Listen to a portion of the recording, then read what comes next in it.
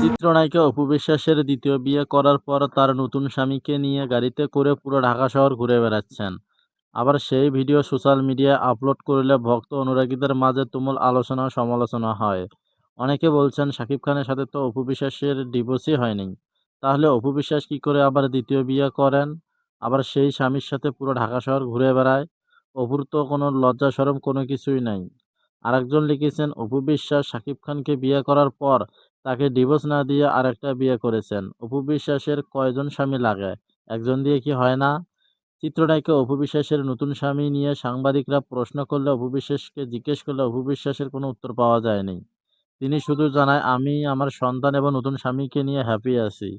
কারণ আমার নতুন স্বামী সিঙ্গাপুর থাকে। সে আমাকে অনেক ভালোবাসে এবং আমার সন্তানকেও প্রচুর ভালোবাসে। তো আমরা হ্যাপি আছি। সবাই আমাদের জন্য দোয়া করবেন।" তো ভিউয়ার্স, ভিডিওটা কেমন লাগলো? যদি ভালো লেগে থাকে তাহলে অবশ্যই সাবস্ক্রাইব করে পাশে থাকবেন। ধন্যবাদ। আসসালামু আলাইকুম।